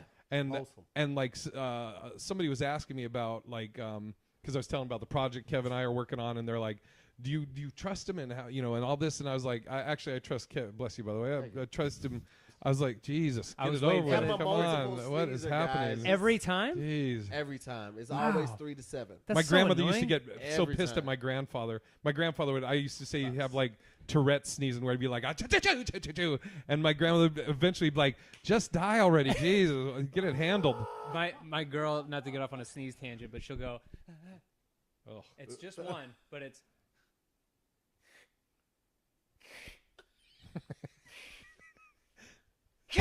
You should sock her ass. Oh. It bugs the With some fucking. Benadryl. Just throw it in fistful. as she's going breathing in. Every time I've told him this, where it just because it's a thing that she does and she can't control it, so I have to try to drag out some sort of sympathy in my heart, but it's just not there. So I gotta be. I mean, after the first 6 times, Yeah. you're like, yo, you do that every time? Yeah. Every time. And, Every time. and I'm trying to sound sympathetic, but it's like, so you think you're done? Or are we going to do this the rest of the guys? I keep pausing the movie. Oh. No, but Hilarious. so the Kev thing, though, I was telling my buddy, the thing I appreciate about Kev is Kane knows James and Ty. Mm-hmm. So James and Ty and Matt and Mark. So Matt and Mark, their dad was the pastor I grew up with, right? Or their dad was a pastor when we were growing up. These are your black friends, right? Yeah, because The pastor. only ones you had? I mean, I tried to keep a limit. Whoa! See, you thought I was going to go the other way, and I just embraced it. I Yeah, can't. see? You see Segment doesn't work when you're openly racist. You're not gonna get me to squirm. I'll just embrace it. Let's go. So Your camera still running? It's so long. your face too. You were like, "Oh, is that?" And then you were like, he took "Jeez." the whole pie. And he's another first of guests to actually embrace the segment. Yeah. Because every time it's so So funny. now the segment is you try and make somebody sound racist when they Or homophobic whatever they or were whatever. saying had nothing to do. But you saying Six Flags. I'm like, whoa, dude, what'd you just say? It's essentially being it's the verbal equivalent of social media. Yeah. where you Yeah. just tweet a joke and all of a sudden that's what you meant to say Yeah. as a statement. And so it's so funny that you're and we've been doing this forever. Yeah. And you're the first one to actually try and get Yeah. Jay. Everyone Yeah. else is petrified. Yeah. Everyone. Oh, no. As soon as we do it, they're like they try to explain And they start themselves. apologizing. It's And the best. it gets because we're like, and we don't correct them. We just wait for them to stop talking, and they sound way worse. when Here's they the do thing. that. always do, yeah. I only do that on social media because text can be sometimes taken out of context. Absolutely. Yeah. But because I'm talking right Yeah. now and they can see my demeanor, Oh, they yeah. know. Yeah. Yeah. Ain't Yeah, a you can racist, even- a homophobic bone Yeah. in my body. You know. You can even try and edit it to make it look like, but we still throughout the show say that's what we're doing. Yeah. So you could try and get you, but that's what we're trying to do. This is where I'll edit it. When you go, yeah, Six Flags, and I go, whoa, six what? And then I'll stop the edit right there. Gotta have people rewind. Yeah. And then I just a black screen with white letters. Tahir hates black or gay people or black gay hates people. black people. Black gay people. White gay people are fine. Yeah, exactly. Gotcha. No, but okay. So getting back to Kev about. Shit. So Kev is similar to how Matt and Mark were PKs, preacher kids, right? Mm-hmm. James and Ty. Ty is James' wife, and his daughters all call me Uncle Jason, and my nieces. And they. What does that mean? I didn't believe in it when I said it. I was like, I didn't have enough confidence in it. You know what? Take it back. I'm sorry. Move on with your story. What does that mean? But so James and Ty always been Christians, go to church and all that stuff. But similar to Kev, James and Ty were never like, hey man, you shouldn't swear, you shouldn't this, you need to be at church with me. They let you live your life. Yes, and they really, Kev does this and they do it. They really lead by example. Yes. You know what I mean? Kev is one of the best people I've ever met in my life, and I thank God daily for allowing me to cross paths with him. Yes. And you're absolutely right. Kev is his actions, daily actions, are very indignant of everyone wakes up to their own alarm clock. And I always say that to people because people are like, oh, I gotta get like you, I gotta do this, or even I've said it to people. But everyone wakes up to their own alarm until you're ready to make that change, until you're ready to lose weight, until you're ready to go out every night in the club and really pound that pavement and get your name out in the streets, until you're ready to quit drinking and until you're ready to lose weight, you're not going to do it. Right. I can want it for you all I want, but until you listen, until you wake up and be like, all right, this is what I want to do today and for the rest of my life. And you may never want to do it. Yeah. But that's your alarm clock. Right. Same thing with my daughter. I can't want you to get good grades. Right. I can't want you to be obedient. I can't want you to be prompt. I can want it for you, but I can't make you do it. By me want it, you have to wake up to your own alarm clock and realize this is what I need to be doing. Right. And Kev, it's literally the walking embodiment of it. There's no judgment cast upon you. Right. Because I've always I talked to him about doing an episode of Ask Her, and it was like, ask a person that's had sex with over 200 people. Dang. That would be the one that I'm on, and this is pre-success. This is the first time I'm saying it. Actually, it's the third time I've ever saying this on camera. The number's 268. Dang. And this is before any type of like major credits like at HBO and stuff like that. I've been married for 6 years, So it's like, that's a lot of dudes. Yeah. How? I love it. You just embraced it. See, that's how you do it. A ton of male pussy. You just gotta put a pocket pussy with a dick. Chocolate tunnel. Oh, you didn't date white dudes? Well, we still have a chocolate tunnel. Couldn't handle it. Nah. Take it out.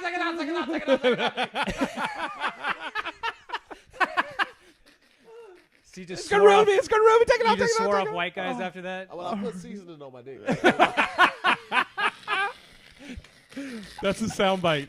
That'll be the soundbite. And then you're looking at a white dick and you're like, man, why do you have raisins on it? Did you wash that? Why is there cat hair on your balls? Why does your dick smell like wet dog? Yo, what? Did you wash your dick? What's happening, dog? Oh my God. I forgot my own. Oh, how do you keep track after, I'm going to even say 20. Yeah, dude. Like after 20 or 50, how did you just not start losing track of people? I don't know, 286 people. There was an Excel sheet. For the Excel sheet, there was a rating system on a piece of paper. Oh, man. And I know what people like, oh, he's fucking crazy. He's lying. Hold on. No, I believe you. Oh, boy. He wants it for the audience. Oh, He's yeah. all showmanship. Come on, Jason. You got to know about showmanship. How are you going to succeed in this world if you don't Your have numbers, showmanship? you're not even in double digits, huh? No, I'm very low. Kane's not in double digits. Yeah. 5 wonderful ladies. And Wonderful? All of them? Well, no, that's not true. 2 wonderful gonna be ladies. upset. She really will. Mean Oh. as bitch. So for the people listening on the podcast, well, while he's looking for it, Tahir right now is going to get the list for proof, evidence. it's really interesting about the social media stuff. So since you've been doing, you've been doing your thing based on their Kev footprint. and Tahir and Tony Yeah. as inspiration, Right, role models. based on their social media footprint. You've been going on your. So I'm listening to what you're saying about yours, and I'm trying to post every single day, at least once. And if I think it's good, I'll keep going. Mm-hmm. You're going nuts, and and I love it. It's funny how you figured your thing out and you're going for it. But it's so funny. Like, I just started doing it. I watched my numbers go up very slowly, but then I didn't post at all today. I lost like 10 followers just from not all day. I didn't post all day. I was too busy. Okay. Oh, so all of a someone's a sudden liar. You can't find it. Oh, isn't that 286. interesting? You've seen it. It's only like 113 on that sheet of paper. Anyway. That's crazy. That was like up to like the second year of college. But so you were saying though, you mentioned that to Kev, and no judgment. Yeah. No, man. And I told him, I was like, I'll do it. Ask her, but I asked my old lady before I could do it because honestly, she doesn't even know the number. Well, hopefully she doesn't. I told her it was over 50. So don't watch this interview. Hopefully, old lady. She doesn't watch a lot of stuff on the internet unless I send it to her. Oh man! I mean, this will be the clip that I use as the promo. I'm just kidding. No. Me, I embrace my truth, man. That's one thing I will do, man. Like, to all the guys out there, man, just be honest with your lady. Like, if you want to, before I got married, me and my old lady sat down. We talked about what it would take for both of us to walk away from the table. Like, is it infidelity? Is it, being emotionally cheating with someone else? Like, you need to do that because women are a lot more understanding, especially with guys in the industry, than you would give them credit for. But you need to just be open and honest. Yeah. So. Now, look up the stuff I text you. I want to make sure we hit on, but I'll talk about really quick that podcast. You got it, and let me know if you need us to wrap this up. Probably the next 15. Okay, we will. 15, 20. I'll make it quick. Netflix, Abducted in Plain Sight documentary. Yes. When you read the thing about it, you're gonna. The way I found out about this, the bonfire, Big J Okerson and Dan Soder were talking about it, and so they started describing it. I was like, let me just watch it. The description is going to say, "Girl kidnapped by the same guy twice." I think I've heard of this. So that when you would get me right there. Yeah. Okay. She lived, and so like a couple people that I've talked about this are kind of like from the description. They were like, meh. Yeah. Really? But dude, and that is nothing compared to what this documentary is about. So this girl, there was like a neighbor that of this family. They knew him, obviously. His name's B. His nickname was B, and family loved him and everything, and he would always hang out with the family. Long story short, kidnaps the girl, right? Now, when he kidnapped the girl, he was like I think he told the family he was taking her on like a fishing trip, and then he was just gone for like 3 or 4 days. They found her, or they found him, and he went to, I'm rushing through this, but basically he told them after he got out of jail or whatever it was that he's going to a psychologist, and the psychologist says that to get through this, you need to listen to me talking to you on your earphone while you lay next to the girl you kidnapped. And the family said, okay. Invited him back in the house. He lays on the bed with the girl he kidnapped and these headphones at night, right? At one point, dude, this guy goes with the dad and is hanging out. And visualize this. So this is what happened. They're in the car like this, and I'm B, and you're the father of the girl that I had kidnapped, right? And I just tell him, like, man, I'm so frustrated with my wife. We're not having sex, and it's just I'm so sexually frustrated. Man, Tahir, I just need a release. Can you help me? Says that to the dad, and the dad jacked him off. Then the guy seduces the mom, sleeps with her. So now he's fucking the whole family, basically. The daughter, the dad, and the mom. And the dad and the mom don't want to press charges on him because he has these secrets about them. Now, Is this a documentary on Yes. Billy McFarland Yeah, dude, Dude. exactly. That's what I was. Who's like, Billy McFarland? from from Fyre Firefest? You Oh, idiot! sorry. No, dude. God, what a dummy. Whoa, dude. Here's our guest. Very good. So there's that's about 1/3 of where this goes and how crazy it gets. And that's all I'm gonna give you. That's just the taste. So you watch, dude. You're probably text me after you watch it, be like, unbelievable. It's if I told you, you would be like, this isn't. There's no way. Not real life. Yeah, Abducted in Plain Sight on Netflix. Who are they interviewing? The whole family, the daughter that's now a woman, Oh the mom, the dad, the sisters of the daughter that was kidnapped, the attorneys, dude, everybody, the brother of B, the guy. What the fuck, dude? It's insane. What was the other thing I had on there? You had Juicy Smollett. Is that I'm saying that right? Oh yeah, Jesse Soleil. The guy that the guy. That just got recently assaulted. I don't watch Empire, but do you know about this? I saw your post about it. Dude, know that. so did you read about the? So it sounds like it was like almost like a hit. Yeah, it sounds super premeditated. It almost sounds like. So you don't know what happened. It was premeditated, and it almost sounds like I'm not saying that it wasn't MAGA supporters, but the fact that they screamed that while they were running seems kind of like. And they were wearing MAGA hats. Oh, see, I heard they were wearing masks and a MAGA hat. I didn't know they were wearing a MAGA hat. That's what But that seems like doesn't that seem like kind of produced? So okay, so just because Kane doesn't know this, so he flew in late and got in late, and it was late at night, and he was hungry, so he Where said, was it Chicago. Okay, yeah, and he was going to Subway to just get a sandwich. And these two guys jumped him. Well, they said, "You're the faggot from Empire." Right. And they were Direct quote. Jay doesn't think I'll say those words typically. Oh, Yeah. look at Yeah, thanks, buddy. Very good. Kane, totally. So he's wearing. Kane totally what? Wouldn't Eats say it. those words. Yeah, yeah. Jesus, why? What did you? Keep up, Why Kane. would you Thanks do for that? helping. Why did you protect him? He's been shitting on me all night. I'm Switzerland, man. Yeah. I'm fair ground. Why don't you bro. just I'm open sorry. up my presents in front of me and leave him by the Sorry, door? man. I'm sorry. So what I read is he was going to Subway. He gets outside. These two guys say, "You're blah blah blah from Empire."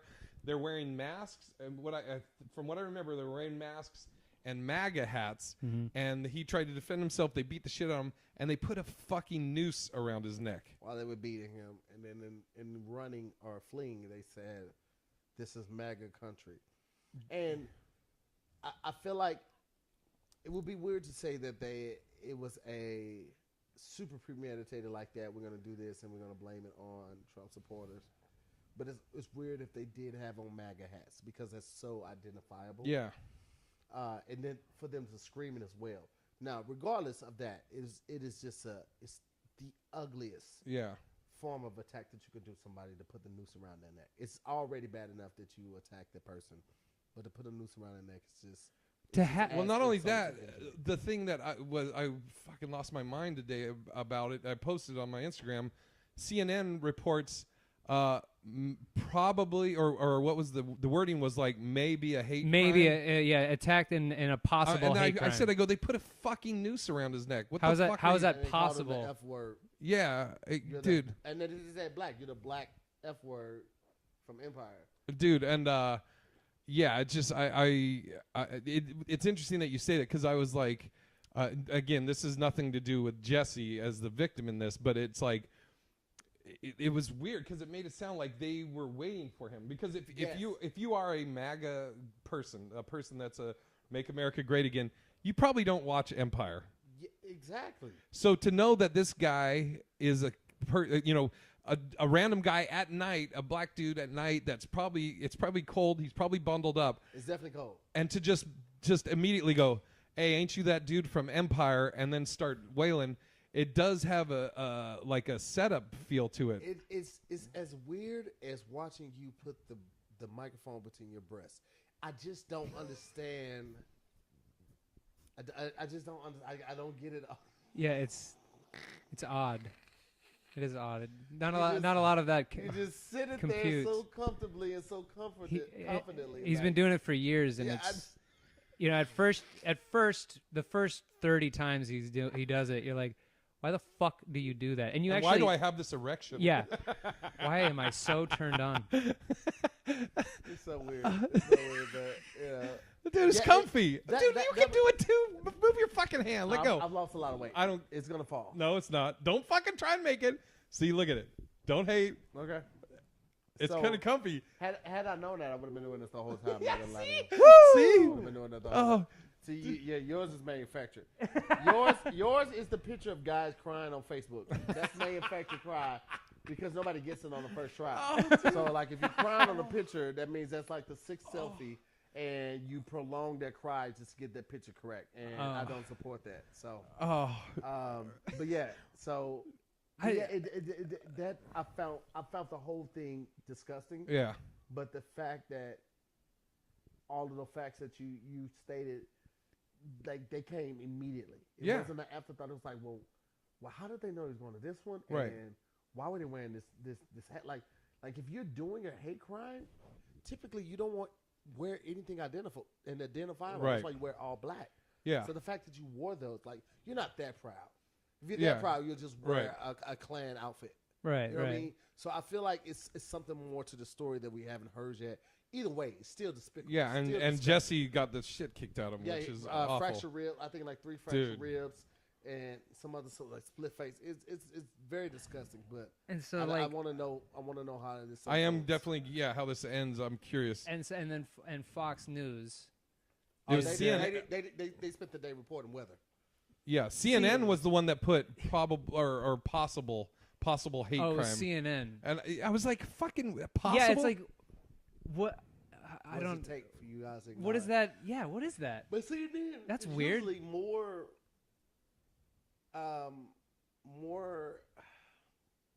logical. Yeah. I want to say. So for them to put that, it's kind of like, well, what are y'all doing? Why wouldn't it?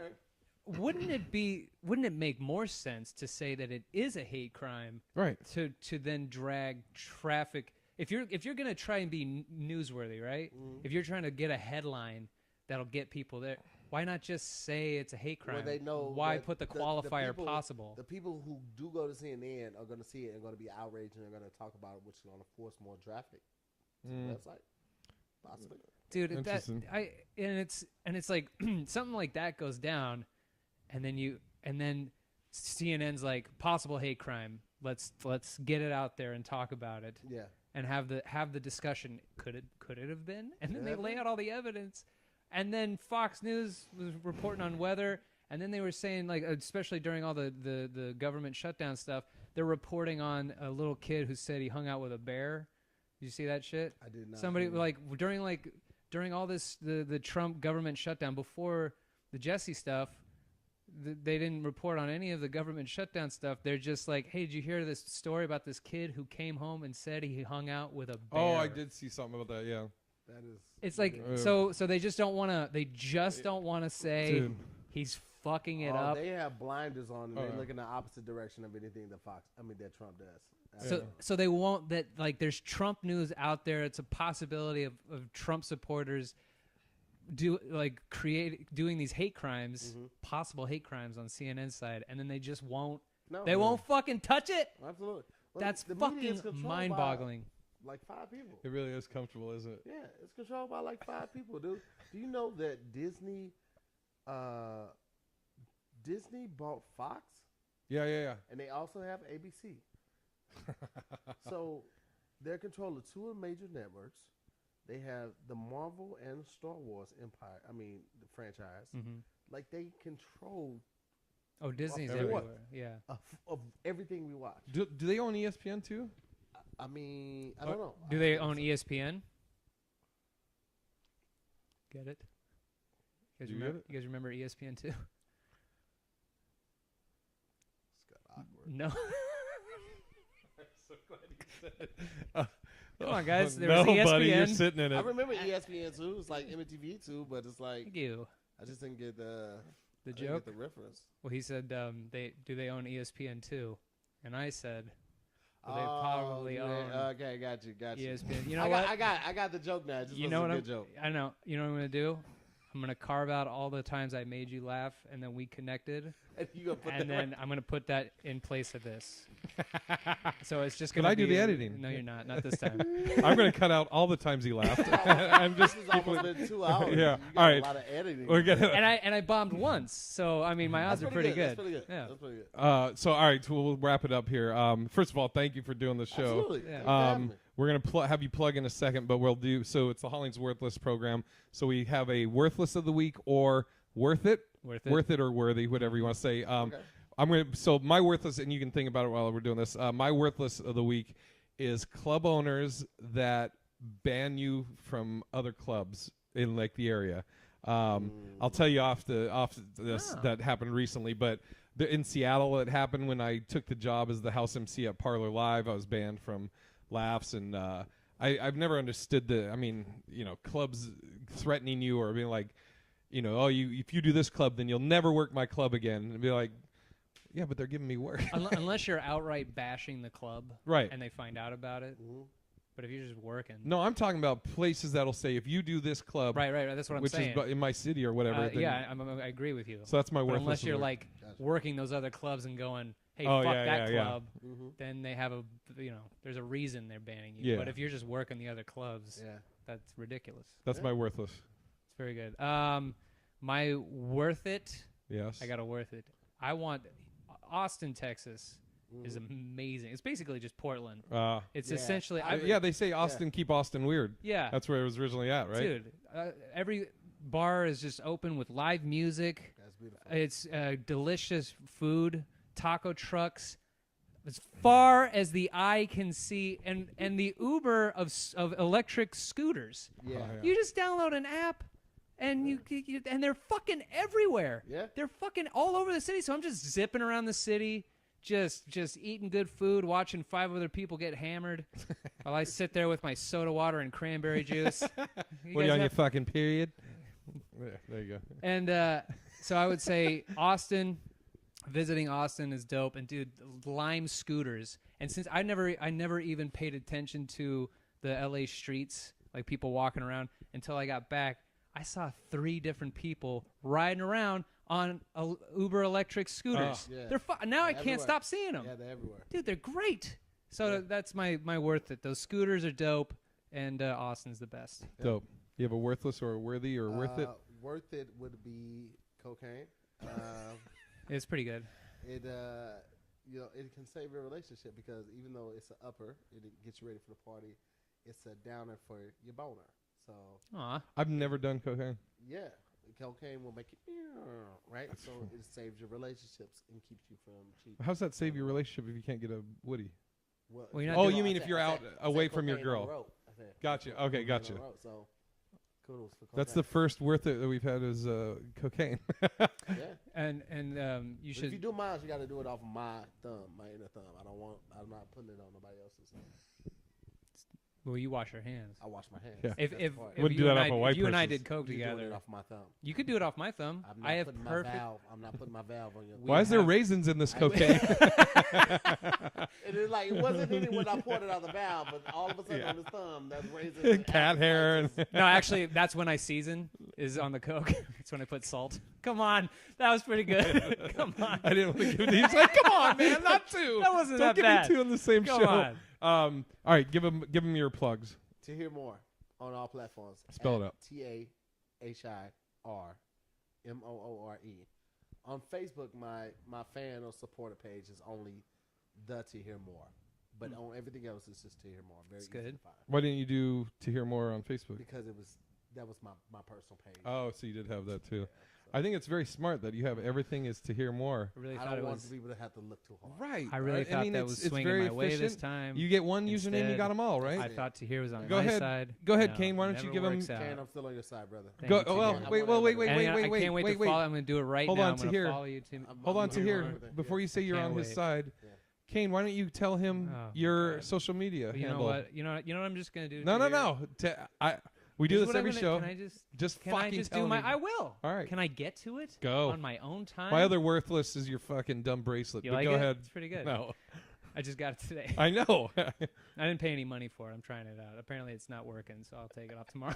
It's the first time I wore a bracelet. I feel like a fool now.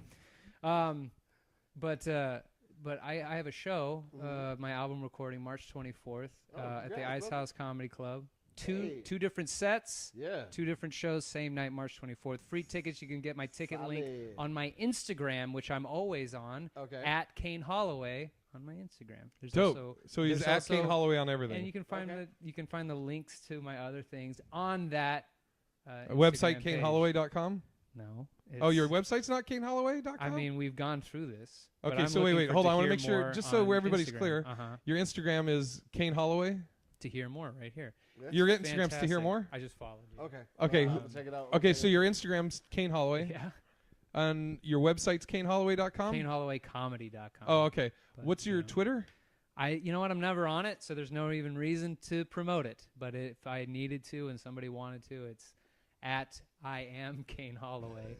And you know why? And Tamir, and you have Tahir, he has a great because- art thing. No, hold on. He's got a great art thing. Back. Thank you very much. This is what's great. He has a great he does art that he sells online, like red ink, red art. I call it. Wait, hold on.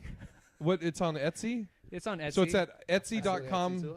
Yeah. Etsy.com/Kane Holloway, right? No.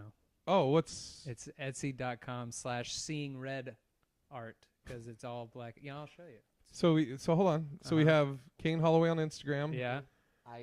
I am Kane Holloway on Twitter. Because I am Kane Holloway. KaneHollowayComedy.com and Seeing Red Art. Wow. Yeah. So it's just black and red. Yeah. Black You and should red do is I like that one. You That's like that amazing. one? That's amazing. I did the Kamikaze Venom. Oh wow. Yeah. This is great for the Nice. podcast. Yeah. And Yeah. They did not see that at all. So go to etsy.com/Kane Holloway. yeah, that shit just looked like chicken scratch for the camera. I'm being honest with that's you. all right. But And I'm at, so this comes out tomorrow. If you're in LA, go to the Commie Union, 8:30? yes, 8:30, $5 night. Everything's $5 entry, Say drinks, my name, food. you're good to go. I'm going to, Friday I'll be at the Ice House, 8:30 and 9:30 show. And Sunday I'll be at the Las Vegas Laugh Factory, 2 shows. Fancy. Yeah, he thinks Yeah. he's better than everybody. And it's fucking hoity-toity. Hoity gotta be, toity. I found out Jay had a gay lover who was like 5 foot even. Like That would be, yeah. that would weird. be. Can you imagine? And it looked exactly like him. But Jay was the beard. Like he was the submissor. The what? Is it submissor or submissive? Submissive? Oh, yeah. Yeah, you would be. What the do you mean? I was submissive. like the bottom? Well, he doesn't want to Yes. do. Yeah, I he was a doesn't power wanna, bottom. Yeah, because he doesn't want to do the work. Yeah. He's too Oh, lazy. yeah. I just, as a homosexual man, I just lay there much like I do as a heterosexual man. Yes. I just, one's on his my shirt stomach, on. one's on my back. Yeah. Even if he were fucking a guy the exact same size as him, he still would keep his shirt on. That's Oh, how yeah. embarrassed he is of his stomach. Yeah. Let To it hear, out, man. to hear does Free the nipple. did you see? Hashtag free the nipple. Did you see? Sorry, here we'll talk about it. Well, did you see Kev's thing? Kevin Doughboy, the tank top. I saw Kev with the body magic on. Yeah. It was a glance. I didn't see the whole thing. Oh, dude, the video's so funny, and he keeps, like we've talked about it. Body Yeah. magic is like I've had it. Yeah. I do Under Armour tank tops, which I'll tell you about it Post it afterwards. all how- together. Yeah, but I actually got it when I was living in Florida because I was sweating and getting heat rashes. Oh wow. And my buddy was like, "Oh, this will wick this sweat through and blah blah blah." And then I just kept wearing them, Okay. because it does. And then with his white hat on and just the armor, he looks like Stay Puft Marshmallow Man. But it's black. It's a black. When you tank wear top. your white one, you know you I don't have have a white one. Yes, you No, they're all fucking black. do. You liar, and I've seen it. So shut up. Wait, whoa, dude, when have you seen it? It's got hostile. Yeah. Yeah, I just don't Uh, like him turning around like all I have are black. But Under Armour. Kev and Doughboy are talking about it, and Kev's like going, "Yeah, Big Irish Jay told me." I'm like, "Whoa, why the fuck are you bringing me into it? Keep my fucking name out of it. What the fuck?" I haven't worn mine. I actually threw mine away. I just Okay, we get it. You losing weight, bro. lose weight. You're in movies. Hoity-toity over You here. said you were gonna do it, bro. So I'm just being accountable, like I said I would. Well, it's been great having you, Tahir. At Tahir Moore. Thanks, brother. See y'all. Bye. Wait. Bye. Good.